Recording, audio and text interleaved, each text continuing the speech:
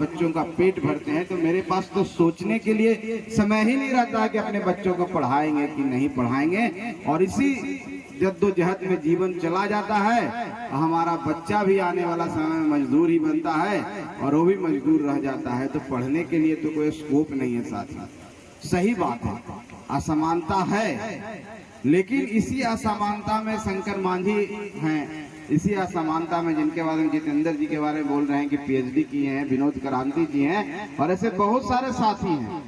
इसी असमानता में और इसी परिस्थिति में पैदा हो करके कुछ अलग करके समाज में दिखाया है। यही प्रेरणा का स्रोत है और यही प्रेरणा ले करके हमको आगे बढ़ना होगा अपने मंजिल की तरफ। तभी दीना भद्री जी का आप जो गुणगान कर रहे हैं, जो अंधविश्वास के खिलाफ लड़े, जमींदारों के खिलाफ लड़े और भी जो कुर्बानी उन्होंने दिया, उनको याद कर करके अपने आप को मानसिक रूप से मजबूत बनाना है, मानसिक रूप से सबल बनाना है और ये सोचना है कि हम कमजोर नहीं हैं। जो लोग हमको समझते हैं, ताने देते हैं, बोलते हैं, हम भी उन्हीं के खानदान हैं, हम भी कुछ कर सकते हैं। तो हम सबको आज समय आ गया है, खास करके अपने साथियों को बोलना चाहते हैं जो पढ़े लिखे हैं, युवा हैं, जागरूक हो चुके हैं। नंद बिहारी जी जैसे लोग हैं, सियाराम जी जैसे जो वकील साहब बैठे हुए हैं, इन लोगों को सोचना होगा समाज के प्रति। आपका दायित्व तो बढ़ जाता है, क्योंकि आप अगर आगे निकल गए और पीछे आपके लोग छूट जाएंगे तो आपको गुणगान करने वाला कोई नहीं रहेगा। एक उदाहरण मैं देता हूं कि आपका घर बहुत साफ है और आपके घर के बाहर बहुत गंदगी है, तो बाहर निकलेंगे तो गंदगी पर ही पैर जाएगा, आपके पैर गंदा होंगे और वही पैर गंदा होकर आपके घर में आएगा, फिर गंदगी पुनः वहां पर होती हो जाएगी। तो कहने का मतलब है कि अगर हमको मौका मिला है बाबा दीना भद्री के पुण्य प्रताप से, आशीर्वाद से कि हम आगे बढ़े हैं, तो हम लोग को समाज के प्रति सोचना चाहिए, समाज के प्रति हमारा योगदान होना चाहिए, तभी आज का महत्व होता है। और इसी के लिए हम सबको एक होकर के काम करना होना चाहिए। शिक्षा हम सबको आर्थिक मदद नहीं कर सकते हैं, लेकिन सामाजिक रूप से अपने समाज को सबल बना सकते हैं, सुदृढ़ बना सकते हैं, उसको आगे बढ़ाने के लिए प्रेरित कर सकते हैं।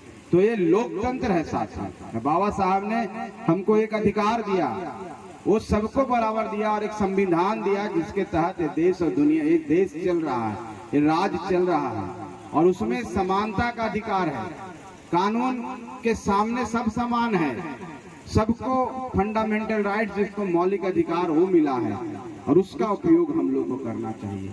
और उसका जब तक आप उपयोग नहीं करेंगे, कोई लड़ाई झगड़ा नहीं करना है, संविधान को हथियार के रूप में यूज करना है, संविधान को हथियार बनाना है। जहाँ शिक्षक नहीं आता है, वही स्कूल जहाँ मध्याह्न भोजन में सब मास्टर साहब खाना बनाने में लगे रहते हैं, तो कैसे पढ़ेगा? वही स्कूल जहाँ मास्टर साहब सोए रहते हैं और बच्चे वहाँ पर खेलते रहते हैं, कैसे हमारा भविष्य सुधरेगा?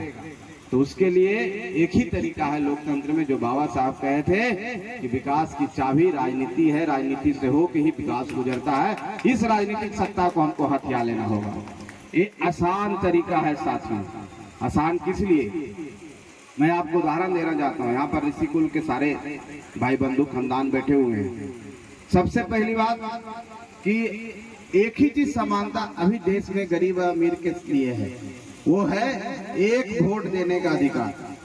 जितना सुनीता बहन को अधिकार है, उतना ही शंकर मांझी को अधिकार है, चाहे हमको अधिकार है, नंद बिहारी जी को अधिकार है, नंदय सदा जी को अधिकार है, विनोद क्रांति जी को। एक वोट वो भी दे सकते हैं, एक वोट अंबानी भी दे सकते हैं, टाटा बिरला भी दे सकते हैं। तो संविधान ने हमको एक अधिकार दिया है सबसे समान की एक वोट हमारा भी, एक वोट तुम्हारा भी। फिर अलग अलग क्यों? तुम बड़े घर में क्यों रहते हो, हम छोटे घर में क्यों रहते हैं? तो उसका कारण है कि जब तक आप उस ताकत को नहीं पहचानिएगा, उसका एहसास नहीं कीजिएगा, आपका भला नहीं होगा। इसलिए अब समय आ गया है। हम लोग इतने दिन से संघर्ष कर रहे हैं और संघर्ष करते हुए जूझ रहे हैं, लेकिन संगठित नहीं हो पा रहे हैं। अब समय आ गया है कि संगठन बन गया है और जिसका नाम हिंदुस्तानी अवाम मोर्चा सेकुलर है साथियों, उसके तहत संगठित हो जाइए। आपकी लड़ाई हम सब लड़ने के लिए तैयार हैं। अब पूरा जी तोड़ से जी जान दे के हम लोग लड़ रहे हैं। अब पूरे बिहार में गली कूचे मोहल्ले में पहाड़ों पर जा जा के घूम घूम करके हम लोग आप सबको जगाने के लिए काम कर रहे हैं। आपके पास संख्या है, आपके पास इतनी संख्या है कि अगर आप एक होके किसी को भी वोट दे दें, किसी के पक्ष में भी आ जाएं, उसको कोई हरा नहीं सकता, वो जीत के जाएगा यहाँ से। फर्क सिर्फ इतना है, हमको एक होना होगा। हम ये नहीं कह रहे हैं कि आप मेरे नेतृत्व में एक होइए, आप विनोद करांची जी के नेतृत्व में एक हो जाइए, मुकेश मान जी के नेतृत्व में एक हो जाइए, किसी के नेतृत्व में एक होकर के उस ताकत का एहसास करा दीजिए। देखिए आपके पास कैसे लोग आने लगते हैं, देखिए कैसे विकास की रोशनी आपके बीच में आने लगती है। तो साथियों, यही हम कहना चाह रहे हैं आज के समय में कि हमको राजनीतिक रूप से जागरूक होना होगा। हमारा जो अधिकार है उसको मांगना होगा और राजनीतिक भागीदारी हमको बढ़ानी होगी। अभी नगण्य है, अभी कुछ नहीं है हमारी राजनीतिक भागीदारी।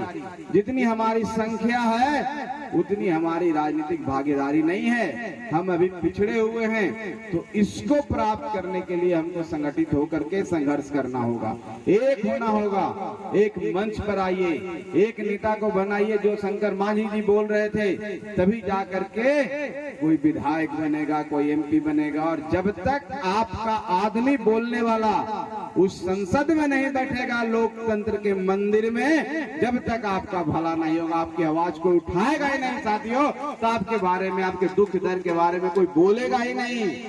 सब दिखा देगा, सब जवाब कि सब ठीक है। ऋषि कुल के खानदान जितने हैं ना, सब मजे में हैं, सब टीका करते हैं, सब पूजा करते हैं और अच्छा अच्छा खाते हैं। लेकिन मेरे सीने में कितना दर्द है ये कोई नहीं बताएगा। हम भूखे भी सो जाते हैं, ये कोई नहीं बताएगा। हमारे बच्चे बीमार हैं, मेरे पास दिखाने को पैसे नहीं है, हमारे बच्चे तड़प तड़प के मर जाते हैं, हम दिखा नहीं पाते हैं, असहाय की तरह खून का आंसू बहाते हैं, ये कोई नहीं बताएगा साथियों। वो आवाज उठाने के लिए आपका संसद में एक एमपी होना चाहिए, उसके लिए आपको लड़ना पड़ेगा, उसके लिए आपको संघर्ष करना पड़ेगा, उसके लिए जागरूक होना पड़ेगा, उसके लिए एक होना पड़ेगा। और जब तक नहीं होइएगा, सिर्फ हाथ छानने रहिएगा और भीख मांगने के समान कहते रहिएगा कि हमारे लिए कुछ दे दीजिए, कुछ दे दीजिए। देने वाला कहेगा अच्छा अगली बार देंगे, अगली बार देंगे, वो अगली बार कभी नहीं आएगा। आप मांगते रहेंगे, आपके जो बच्चे हैं वो भी मांगना सीख जाएंगे। इसलिए वक्त आ गया है और वक्त है बदलाव का, वक्त है जागने का।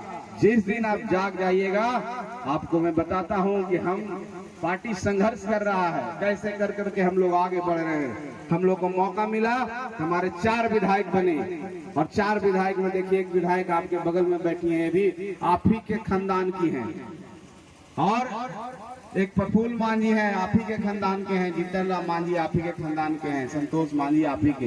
तो हम बने तो हम ठीक है। हर व्यक्ति होता है, पहले अपना पेट भरता है तब दूसरों का देखता है, लेकिन जब उसका पेट भर जाता है तो फिर जब बचता है तो अपने परिवार को देने की सोचता है।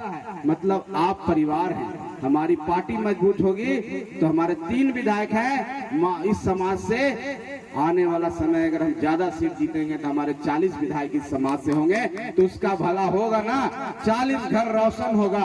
और जिस मोहल्ले में वो रहेंगे, जिस टोले में रहेंगे, उसको भी रोशन करेंगे। उनकी मजबूरी है साथियों, अगर घर उनका उस टोला में है और रोड नहीं है जाने का, तो बनाना उनको मजबूरी है। और खाली वो रोड पर वही चलेंगे कि आप भी चलिएगा, आपकी बहुएं भी आएगी, विदा होके तो गाड़ी से आपके घर में जाएगी। अभी तो जाने के लिए सोचना पड़ता है, डोली खटोली खोजना पड़ता है, कहीं पर बिजली नहीं है। तो ये सब जो बातें हैं, इसको गांठ बांध करके चिंतन कीजिए, मनन कीजिए कि हम भी इंसान हैं, भगवान ने हमको भी 2 हाथ 2 पैर दिए हैं, 2 कहीं पर बिजली नहीं है। तो ये सब जो बातें हैं, इसको गांठ बांध करके चिंतन कीजिए, मनन कीजिए कि हम भी इंसान हैं, भगवान ने हमको भी 2 हाथ 2 पैर दिए हैं, 2 आंख दिए हैं। वो ज्यादा क्यों है? हम कहे कम क्यों हैं, और इसका कोई कारण नहीं है। एक ही सबसे सस्ता, सुलभ और आसान तरीका है, राजनीति को ताकत समझ करके उसको पकड़ लीजिए, उसको जाने मत दीजिए, आपका भला हो जाएगा। और उसके लिए कुछ नहीं करना है ज्यादा, एक बार आवाज दीजिए इनकलाब का कि हम सब एक हैं, हम में दम है, हम के साथ आ जाइएगा, आपकी लड़ाई हम लड़ेगा। और इतना मजबूत हम हो चुका है, आज के समय में हम इतना मजबूत हो चुका है कि इसको देश दुनिया में इस पार्टी को जानने लगा। बिहार में सब कोई कोना नहीं है जहां हमको नहीं जानता है। ये उपलब्धि हम लोग संघर्ष करके और आपके आशीर्वाद से प्राप्त किए हैं, इसलिए इसको जारी रखना है। और बहुत सारी विपत्तियां आई है साथियों, विपत्तियां यहाँ तक आती है कि अपनी पार्टी को हम में मर्ज कर दो, हम में खत्म कर दो, हम में विलय कर दो। तो संतोष मांझी और जीतन मांझी ने कहा कि भुइयां मुसहर गरीब हो सकता है, गरीब गरीब हो सकता है, लेकिन अपने सम्मान के साथ समझौता नहीं करेगा। अपनी पार्टी को बचा करके उन लाखों करोड़ों गरीबों के आंखों में जो चमक है उसको मिटने नहीं देगा, उसको आगे बढ़ाएगा। हम संघर्ष करेंगे, अब पुनः संघर्ष करके फिर खड़े होंगे, क्योंकि हम दशरथ मांझी जी के संतान हैं। छेनी हथौड़ी 22 साल लगा तो हमको 10 साल लगे, 25 साल लगे, 50 साल लगे, हम नहीं कुछ बनेंगे, लेकिन हमारे आने वाले बच्चे जो यहाँ अभी जन्म लिए हैं वो बनेंगे और इस देश पर राज करेंगे। ये सपना देख करके हमने संघर्ष का ये रास्ता चुना है साथियों, इसलिए हम लोग सब जगह आ रहे हैं। और मुझे खुशी होती है कि हम लोग जहाँ भी गए हैं, हम लोग देखिए मगध से शुरू किए, मुंगेर प्रमंडल, और हमारा अभी भागलपुर प्रमंडल में हम लोग खत्म किए। इतनी अपार समर्थन मिला, इतना भीड़, इतनी गाड़ियों से हमारे कार्यकर्ता चल रहे थे कि लोग देख रहा था तो समझ में आ रहा था कि समाज भी जाग गया है, अब इसको हम लोग इग्नोर नहीं कर सकते हैं। यही हमारी ताकत है और इस ताकत को पहचानना चाहिए। इसीलिए दीना भद्री जी का सम्मेलन में हम लोग को कसम खाना चाहिए, हम लोग को प्रण लेना चाहिए कि अपने समाज को आगे बढ़ाने के लिए, अपने समाज को वो सम्मान दिलाने के लिए कि कोई हमारी बहू बेटियों पर नजर उठा के नहीं देखे, हमारे टोले भी चकाचक हों, हमारे बहनों के साथ गलत हरकत नहीं हो, हम सम्मान से जी सके, एक आम नागरिक की तरह जी सके। जितना ये देश तुम्हारा है उतना ही देश हमारा है और हमको भी उतना ही अधिकार है। ये सब हो गए तभी जाकर के हम सब मानव के रूप में गिनाएंगे। अभी हम लोग मानव नहीं है, पशु के समान लोग समझता है, दोयम दर्जे का समान समझता है, जैसे लगता है दोहरी नागरिकता है, हमको वोट देने का अधिकार नहीं है, ऐसा समझता है लोग। लेकिन इसको चैलेंज के रूप में लेना होगा, और वो चैलेंज कौन लेगा? आज का युवा लेगा, जो अभी पढ़ लिख गया है, जो थोड़ा जागरूक हो गया है, जो सोशल मीडिया भी चलाना सीख गया है, जो न्यूज़पेपर को भी पढ़ता है। वो युवाओं से मैं आह्वान करता हूँ कि एक समाज के लिए सब एक हो जाओ, छोड़ दो नेता का क्या बोल रहा है, तुम्हारे समाज का संतोष मांझी क्या बोल रहा है, एक सामाजिक तौर पर एकत्रित हो जाओ, एक हो जाओ और समाज को, युवाओं को लेकर के आगे बढ़ो। निश्चित तौर पर इस समाज का भला होगा, तभी जाके आज के दिन की साक्षरता जो हमारी जो है, सार्थक जो हम लोग आज बना रहे हैं बैठ करके, सार्थकता उनकी पूरी होगी, तभी हमारी उपलब्धि होगी, तभी जाकर के हम आगे बढ़ेंगे और तभी जाकर के सम्मान, जो समाज का जो गौरव है, जो ऋषि कुल के हम खानदान हैं, तब जाके हमारे सामने लोग नतमस्तक होंगे, क्योंकि असली तो ऋषि कुल के खानदान हम ही लोग हैं, ऋषि मुनियों के खानदान हम लोग हैं, हमारे पूर्वज ऋषि थे और हमारे आव भाव और सब चीज से हमारे अंदर झलकता है। हमारे यहाँ जो भी लोग हैं, कबीरपंथी नेपाल में भी हम लोग गए थे, देखिए हमारे चंदेश्वर सदा जी बैठे हुए हैं, वहाँ लोग कितने अच्छे से रहते हैं, खाना, उनका रहना, उनका स्वागत करने का तरीका इतना अच्छा है कि अच्छे अच्छे लोग, कहने का मतलब है संस्कारित हैं हम लोग, और फिर भी हमारे ऊपर ये लांछन लगाया जाता है कि वो सही से नहीं रहते हैं, वो गंदगी में रहते हैं। तो इस सबको हम लोग को एक चैलेंज लेकर के इसको दूर करना है और शिक्षित होकर समाज को आगे बढ़ाना बढ़ाना है और जागरूक रूप होकर के अपनी राजनीतिक भागीदारी को सुनिश्चित करना है और सत्ता में आना है, सत्ता के साथ रहना है और सत्ता की जो चाबी है उसको हथिया लेना है, तभी हमारा भला होगा। चलिए, बहुत बहुत धन्यवाद। अपने सभी साथियों को मैं धन्यवाद देना चाहता हूं और खास करके